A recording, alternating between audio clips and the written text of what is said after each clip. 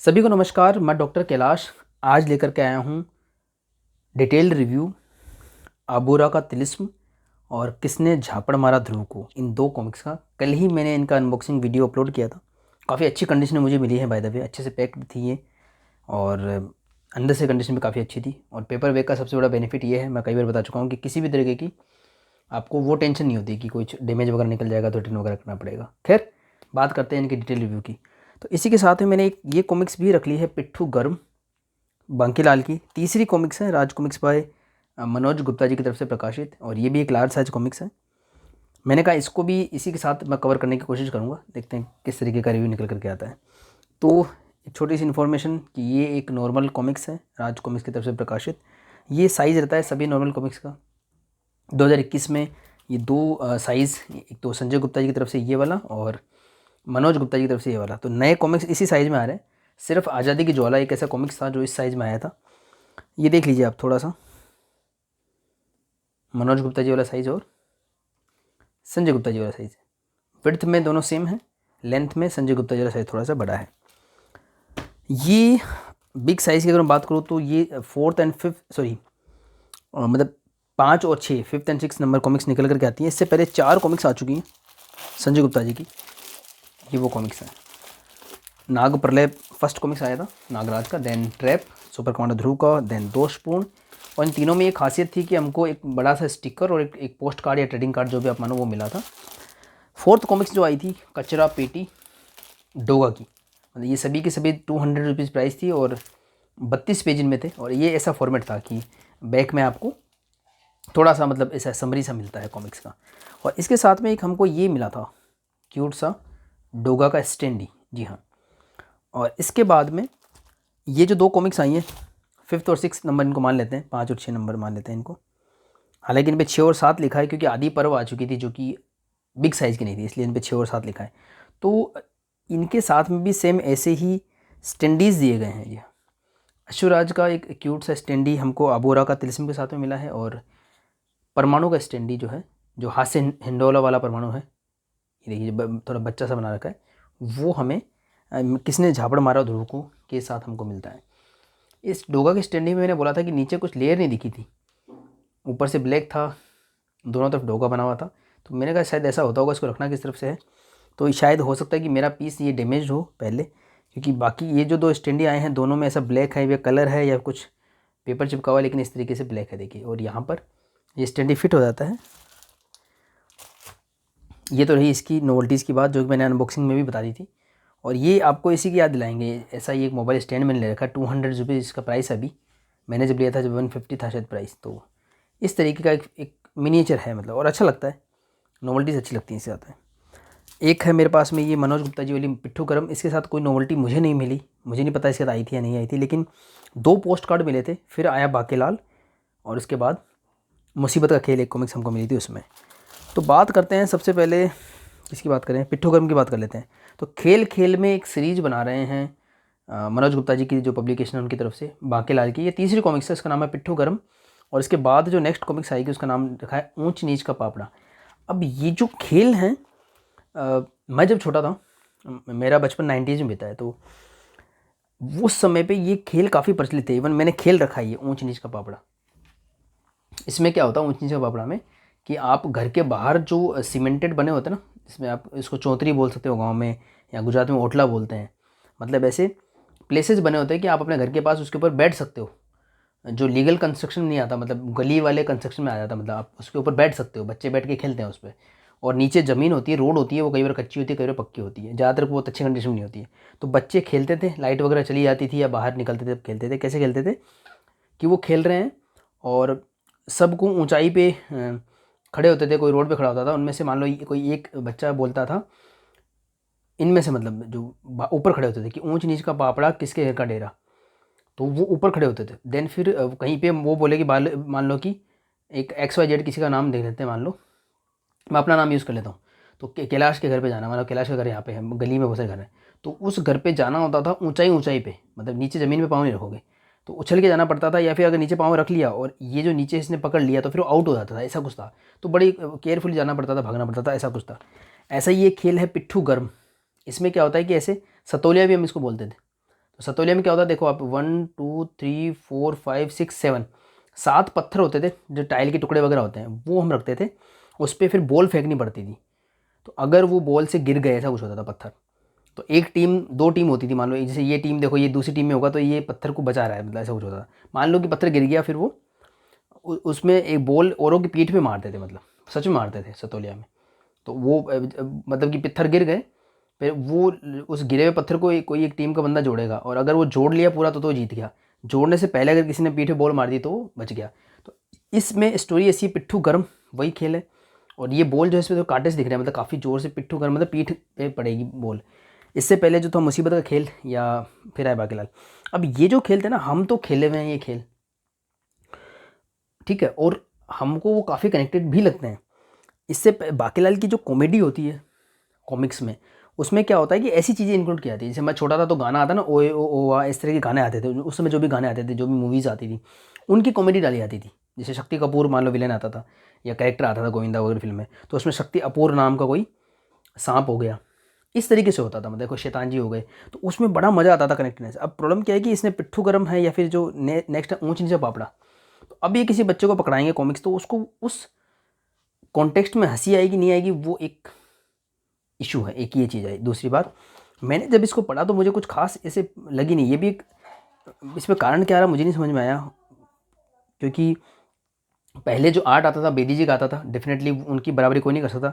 लेकिन इनमें प्रेम जी का आर्ट है, और जो प्रेम जी भी काफ़ी समय से बाकीलाल को बना रहे हैं। इवन बेदी जी जब बनाते थे बाकीलाल को, तो भी कवर आर्ट उनके मुझे देखने को मिले थे काफ़ी समय की पहले की बात है, 2003-4 के आसपास की बात बता रहा हूँ, 5 के बाद वो मैंने देखा है प्रेम जी का आर्ट। और कथा अगर मैं बात करूँ तो तरुण कुमार वाही जी की है, पहले भी वही कहानियाँ लिखा करते थे। तो ऐसा तो नहीं हो सकता कि बिल्कुल ही काम की कहानी ना हो, जो क्योंकि पहले भी वही कहानी लिखते थे, अभी भी लिखते हैं, बस आर्ट चेंज हो गया। और इतना भी बुरा आर्ट नहीं है, मतलब बाकीलाल के अकॉर्डिंग ठीक आर्ट है। तो ऐसा ये आर्ट है। और इन्होंने अभी सीरीज ही पूरी बना दी है कि भी खेल खेल में सीरीज आएगी।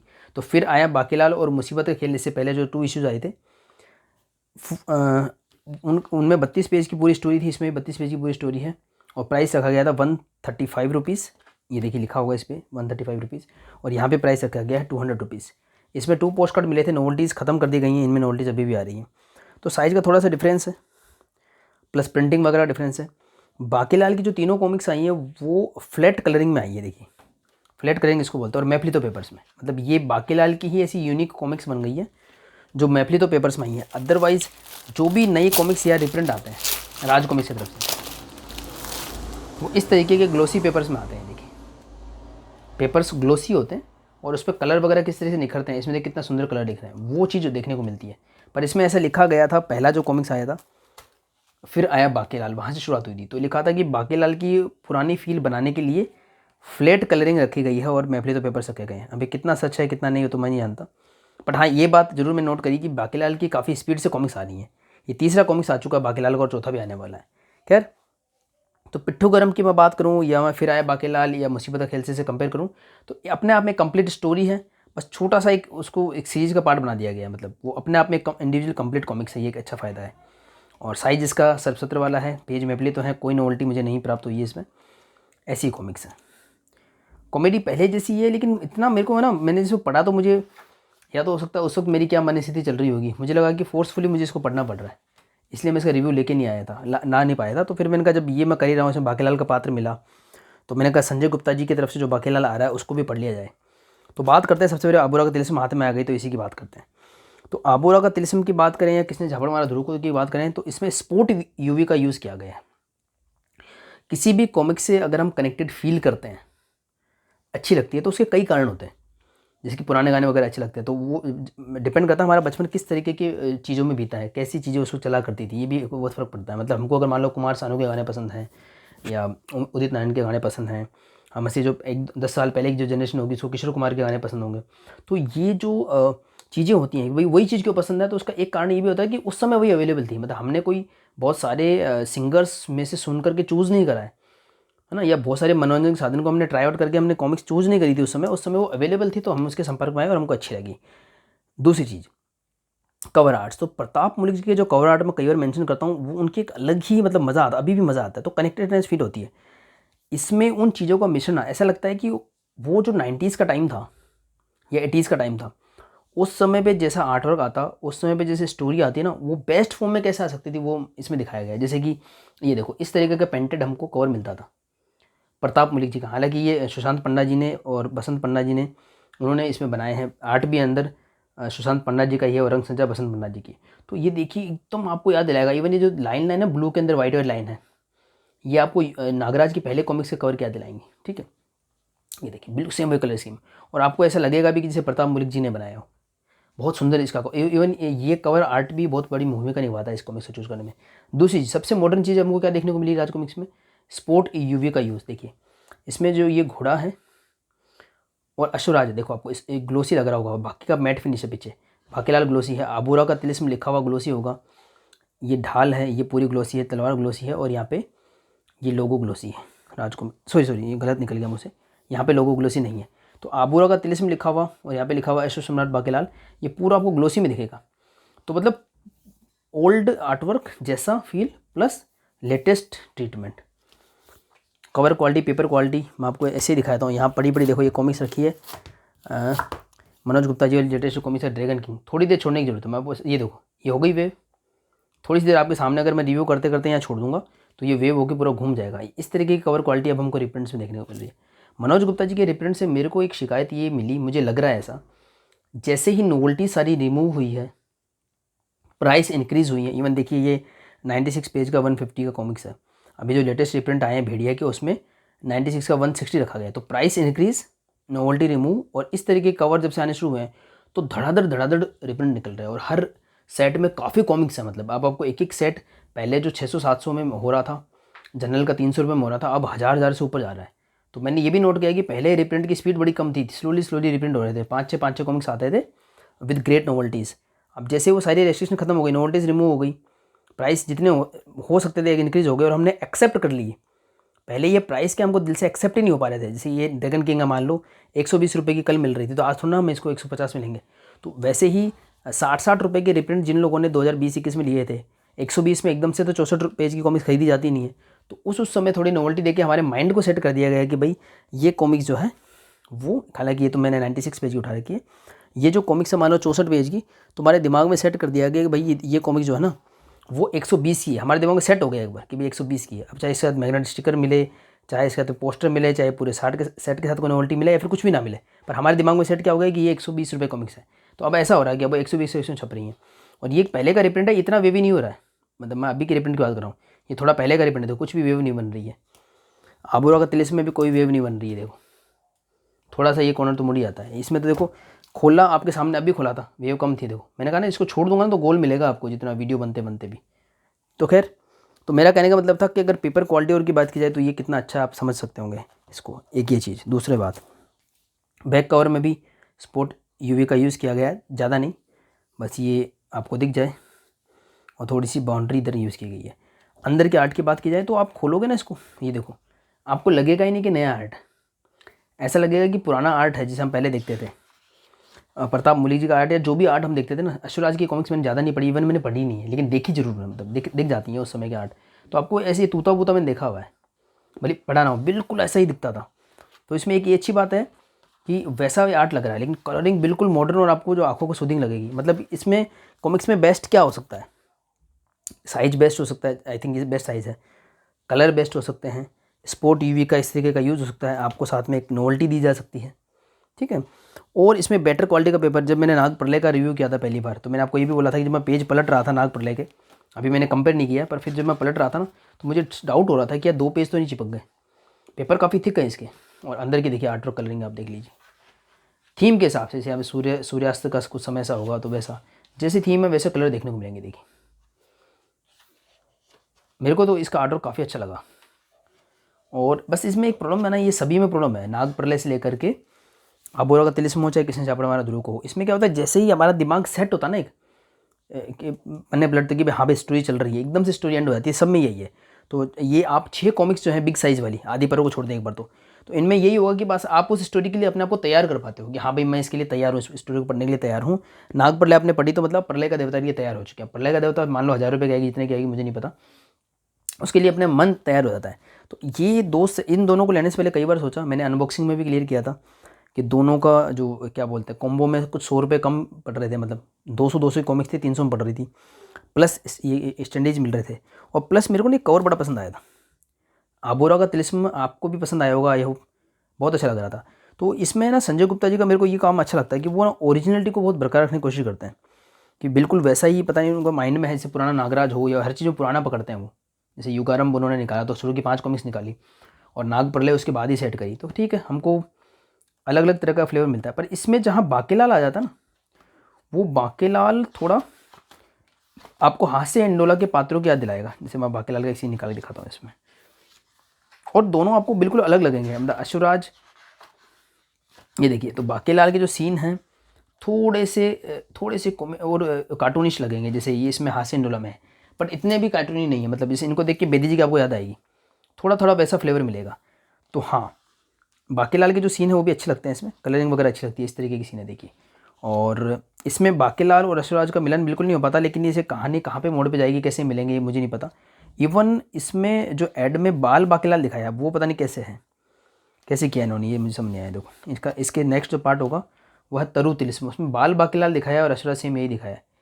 तो ये स्टोरी किस तरीके से चल रही है मुझे समझ नहीं आया। हो सकता है कि इसमें अश्वराज की वो स्टोरी चल रही हो जो बाल बाकेलाल था और बाकेलाल की फ्यूचरिस्टिक स्टोरी चल रही हो। खैर, तो कहानी इसमें सेट होती है खाली। और मैंने अश्वराज को बिल्कुल भी नहीं पढ़ रखा है, तो भी मुझे कहानी पढ़ने में कोई दिक्कत नहीं हुई, क्योंकि कैरेक्टर पता है, इसका नाम तूता बूता है या छोटे मोटे कैरेक्टर हैं और सभी के पाँव घोड़े जैसे हैं। मतलब इसमें पूरा अश्वलोक या पूरा एक उसका यूनिवर्स क्रिएट किया गया है। तो कलरिंग वगैरह, पेज क्वालिटी, प्रिंटिंग क्वालिटी बहुत अच्छी लगी, मतलब बेस्ट है मतलब, और बहुत अच्छा लगता है। देखिए इसका आर्टवर्क वगैरह अच्छा लगेगा, इवन स्टोरी भी ठीक है, कोई आपको वो डिसअपॉइंटमेंट नहीं होगा। लेकिन प्रॉब्लम सिर्फ इतना सा होगा कि फिर ये आगे कब तक डिसकंटिन्यूड सीरीज़ है, जैसे 6 कॉमिक्स आ चुके हैं बिग साइज में, तो 6 आधी कहानी हो गई। इवन आदि परों को भी इंक्लूड करो तो 7 नई कॉमिक्स हो गई, और पुरानी सर्वनायक वगैरह की तो बात छेड़ना ही बेकार है। तो ऐसा कुछ है। तो इसमें आबोरा का तिलिस्म में जाता है अश्वराज, उसका रीज़न क्या है वो इसमें क्लियर हो रखा है कि किस रीजन से वो जाता है। पर आगे और उसमें तूता बूता का कोई षड्यंत्र भी होता है, किस तरीके से षड्यंत्र बुनता है, उस षड्यंत्र कैसा अश्वराज कैसे बन जाता है वो इसमें दिखा रखा है। और इस ना पुराने टाइम की जो स्टोरीज होती थी ना, बड़ी ब्लैक एंड वाइट होती थी।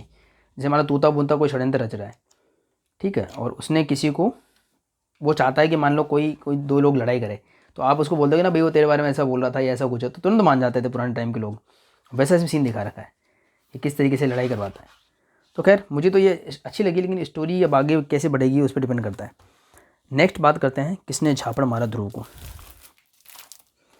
किसने झापड़ मारा ध्रुव को हास्य हिंडोला सीरीज की कॉमिक्स है। मैंने कभी भी कोई भी स्ट्रिप हास्य हिंडोला की नहीं पढ़ी, खाली छोटा मोटा मैंने फेसबुक वगैरह पर देखा था ऐसे कैरेक्टर्स को। तो सभी सुपर हीरोज़ का मैंने अनबॉक्सिंग में बताया था कि सभी सुपर हीरोज़ को कार्टूनिस्ट बच्चों के जैसा बनाया है। इसमें जैसे ध्रुव है, सुपर वाला ध्रुव, सुपर इंडियन, शक्ति, ब्लैक कैट, परमाणु, ये बायोट्रॉन जैसा बनाया है, ये कंकाल तंत्र जैसा बनाया है। ये मैंने मारा ध्रुव को और हत्यारा कौन 2 कॉमिक्स आई थी, मैंने इसका एक कलेक्टर एडिशन का भी रिव्यू डाल रखा है चैनल पे, आप चेक कर सकते हैं। तो उसमें बैकग्राउंड बिल्कुल वाइट रखा गया था, तो उसी थीम को फॉलो किया गया है। यह है डोगा का मिनिएचर, भेड़िया और नागर। जो भेड़िया वो वाला है जो कोबी और भेड़िया का मिक्स था, वो वाला भेड़िया। इसमें भी स्पोर्ट यूवी का यूज़ किया है आबोरा के तिलिस्म की जैसे ही। और जैसे आबोरा के तिलिस्म में था कि आगे तो बाकेलाल, अश्वराज और इसकी ढाल तलवार, और ये लिखा हुआ पूरा ग्लोसी था, बाकी पीछे का पूरा मैट फिनिश, और पीछे जो है ये आबोरा का तिलिस्म लिखा हुआ स्पोर्ट जो यूवी से कर रखा है, थोड़ा बहुत इसकी बाउंड्री कर रखी है। पर यहाँ पे क्या कुछ में बाउंड्री कुछ में जैसे सुपर बाउंड्री ध्रुव तो पूरा ग्लोसी है, ठीक है, ये मैंने और ध्रुव को लिखा हुआ पूरा ग्लोसी है, और कंकाल तंत्र का चेहरा पूरा ग्लोसी है, और बाकी बाउंड्रीज कर रखी है। मतलब जैसे ये बाउंड्री आपको दिख रही होगी, ऐसे शायद दिख रही हो, तो मतलब एक मज़ा आता है। और इसमें वाइट इसलिए रखा गया होगा, ये पहली मैंने वाइट देख रहा हूँ, अदरवाइज जितनी भी संजय गुप्ता जी की बिग साइज़ कॉमिक्स आई हैं उनके पीछे आपको कलरफुल मिलेगा सारा का सारा बैकग्राउंड, कोई सी भी आप चेक कर लीजिए, फुल्ली कलर्ड मिलेगा, बिल्कुल ब्लू से कलर हैं, ग्रीन से कलर हैं, सारे कलर आपको देखने को मिलेंगे, पहली कॉमिक्स से आप देख लीजिए। पर इसमें वाइट रखने का बिल्कुल सिंपल रीज़न है, जानबूझ के वाइट रखा गया है, क्योंकि मैंने मारा ध्रुव को और हत्यारा कौन, इनके ऐड और इनके कवर्स आप चेक कर लीजिएगा, पेपर बैग का रिव्यू भी अवेलेबल है और कलेक्टर एडिशन का भी, बिल्कुल कंप्लीटली वाइट थे, तो वो उस फील को बरकरार रखने के लिए। तो इसमें मैंने फर्स्ट टाइम पढ़ा और बिग साइज में ना बहुत अच्छा लग रहा है सच में, पेपर क्वालिटी वास्तव में अच्छी है। तो इसमें ये है जो ओरिजिनल कॉमिक्स था, मैंने आपको पहले भी बता रखा है कि उसमें 64 पेज के 2 कॉमिक्स आए थे, 6 विलेन की उसमें गवाही थी, 20-20 पेज ऑन एन एवरेज आप पकड़ के चलिए। कुछ ने गवाही देने से मना कर दिया था और बाद में फिर उसमें महामानव की गवाही भी जोड़ी गई थी, वो आप रिव्यू चेक कर लीजिएगा। तो इसमें क्या होगा, इसमें विलेन वगैरह कोई कॉन्सेप्ट नहीं रखा, सारे के सारे सुपर हीरोज़ के किड वर्जन है। इसमें एक ही ध्रुव एक सुपर किड है और वो जैसे समाज की समस्या सुलझाता है, इसमें भी सुलझाता है कि छोटे बच्चों को परेशान कर रहा है, कोई सी टॉफ़ी ले लेता है, कोई आइसक्रीम कुछ भी कर लेता है, तो उसको आकर के ये बचाता है और उसको भी बर्ड उसको इन्फॉर्म करता है, जैसे कि ध्रुव को करते हैं। तो वो बच्चों वगैरह बचाता है, थोड़ा सा हीरो सा है। तो ये है ध्रुव हमारा सुपर किड। अब क्या हुआ, इसको थप्पड़ पड़ गई, किसी ने इसको झापड़ मार दिया खींच करके और ध्रुव के गाल पे वो झापड़ छप गया है, ये रहा। और शायद ये ऐड ही होगा, इसका ऐड मुझे चेक करना पड़ेगा, ये जो अंदर का सीन है। और एक्चुअली जो मैंने मारा ध्रुव को था ना, उसमें भी 2 पेज के बाद ही ऐसे शुरू हुआ था क्रेडिट। बड़ा मज़ा आ रहा है इसको देखने में। ये देखिए, इसमें ऐसा होता है कि सभी के सभी सुपर हीरोज क्लेम करते हैं कि उन्होंने झापड़ मारा सुपर काउंटर ध्रुव को। और ये कंकाल तंत्र या अस्थि पंजर इसमें नाम रखा है, वो ऐसा बोलता है कि जो प्रूव कर देगा उसको खजाना मिलेगा। तो और ये नागराज को यहाँ पे देखिए लेने आता है, जैसे ग्रैंड मास्टर रोबो को मैंने ध्रुव को में लेने आता है, उसमें ग्रैंड मास्टर रोबो के सामने प्रूव करना पड़ता है कंकाल तंत्र को कि उसमें भी कुछ दम है, तब जाके ग्रैंड मास्टर रोबो राज्य होता है। तो इसमें नागराज भी ये बोलता है कि मेरे पास ऑलरेडी खजाना है। तो इसमें इनका जो खजाना होता है वो देखिएगा कौन सा ऐसा खजाना है जो नागराज के खजाने से भी बढ़कर है, और कैसे नागराज ये इसके लिए एग्री होता है, वो छोटा सीन दिखाया गया, मतलब बिल्कुल रिक्रिएट करा है उस चीज़ को बहुत अच्छे से। तो इसके अंदर छोटी मोटी बातचीत दिखाई गई है। अब हम उस वर्ल्ड से इंट्रोड्यूस हो जाते हैं, डोगा है, परमाणु है, तिरंगा है, उन सबसे में इंट्रोड्यूस हो जाते हैं कि उनके जो किड वर्जन है इंट्रोड्यूस हो गए।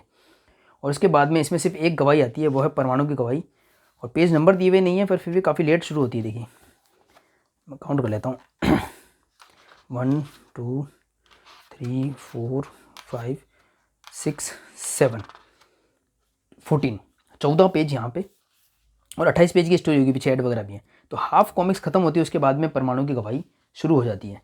परमाणु गवाही देता है, वो पूरे इवेंट बताता है कि उसने सुपर काउंटर ध्रुव को झापड़ क्यों और कैसे मारा। तो वही होगा, इसमें स्टोरी चलती है और अच्छी इंटरेस्टिंग स्टोरी हो कि किस तरीके से इवेंट क्रिएट हुए और परमाणु ने जो है किड वर्जन जो है सुपर काउंटर ध्रुव को थप्पड़ मार दिया। और अब आगे क्या होगा, मुझे तो वही लग रहा है जैसा मैंने मारा ध्रुव को 13 कौन में हुआ था, कि प्रूव हो जाएगा कि परमाणु ने नहीं मारा, मतलब इसमें कहीं ना कोई मिस्टेक निकल जाएगी और आगे फिर और लोग भी अपनी गवाही देंगे। ये कुछ ऐड इसमें दिए हुए हैं, बिग साइज में अच्छे लग रहे हैं। और इसमें चित्रांकन, ये जो क्रेडिट्स को बताता हूँ, चित्रांकन सुशांत पंडा जी का है इसमें, और आबोरा का तिलिस्म में भी सुशांत पंडा जी का है। तो ये तो बहुत अच्छे टैलेंटेड आर्टिस्ट है, जिन्होंने देखो दोनों को आपको फील ही नहीं होने देंगे। जहाँ बाकीलाल को जैसे अश्वराज को जैसा बनाने की जरूरत है वैसा बनाया है, ठीक है, बाकीलाल को जैसा बनाने की आवश्यकता है वैसा बनाया है, और किड वर्जन को भी बहुत अच्छे से बनाया है। मतलब बच्चों की चीज़ है पर बच्चों का खेल नहीं है, मतलब कि इसको एफर्ट डाल के प्रिपेयर किया हुआ, क्योंकि संजय गुप्ता जी लेकर के आए तो सोच समझ के लाए होंगे। खैर इसके बैक में भी स्पोर्टिव यूवी का यूज़ किया गया, और इसमें स्टार से देखिए आपको यूवी में दिखेंगे ग्लोस में, क्योंकि सुपर काउंटर ध्रुव का सिंबल है स्टार। तो खैर ये ऐसी स्टोरी है, मतलब इसमें भी स्टोरी पेज पकड़ती है, और एक गवाही है 14 या 13 पेज की होगी। ऐड मुझे काउंट करने पड़ेंगे, 1 2 4 हैं, तो ठीक है 28 पेज में से 4 ऐड नहीं है, 1 2 3 ऐड हैं, और आगे क्रेड का सीन है। तो कैसे भी ऑन एन एवरेज 14 पेज की गवाही होगी। इसके बाद हत्यारा कौन था, मैंने मारा ध्रुव की बात है विशेषांक, लेकिन इसमें ऐसा इसमें नेक्स्ट जो पार्ट रखा गया है वो है कौन बड़ा झापड़बाज। तो मुझे लग रहा है कि नेक्स्ट गवाही हो जाएगी डोगा और भेड़िया की, और डोगा और भेड़िया की मतलब जो किड वर्जन है उनकी छोटी सी नोकझोंक शुरुआत में दिखाई गई थी, गवाही शुरू होने से पहले छोटी सी नोकझोंक दिखाई गई थी। ये देखिए डोगा और भेड़िया में थोड़ी सी अनबन चल तो रही थी, तो उसका रिजल्ट होगा आई थिंक उन दोनों की गवाही आएगी। परमाणु भी प्रूव हो जाएगा कि उसने नहीं मारा, थप्पड़ मारा, इन दोनों का ही प्रूव होगा, और लास्ट में पता लगेगा कि किसने झापड़ मारा है कि नहीं मारा, जो भी है। तो खैर इस तरीके का यूनिवर्स क्रिएट करने की कोशिश की गई है कि भी बच्चों, जब शुरू में हम ऐसे कॉमिक्स पढ़ना शुरू करते थे तो ऐसा लगता है कि भाई बच्चे ही पढ़ते हैं कॉमिक्स, हालांकि काफ़ी डीप और अच्छे लेवल की कॉमिक्स आती थी। जैसे कि आप ड्रैगन किंग को देखेंगे तो इसका जो आर्ट वर्क है, स्टोरी लेवल काफ़ी क्लिष्ट है, मतलब काफ़ी ज़्यादा कॉम्प्लिकेटेड स्टोरीज होती हैं। खैर तो ये अभी रिप्रिंट की क्वालिटी, इसके बारे में एक अलग से वीडियो बनाने की आवश्यकता है, इतनी ज़्यादा सेटिस्फैक्टरी नहीं है, प्राइस काफ़ी इंक्रीज़ कर दी इन लोगों ने। तो इसी के साथ में मैं अपना वीडियो रैपअप करता हूँ, आबोरा का तिलिस्म और किसने झापड़ मारा ध्रुव को।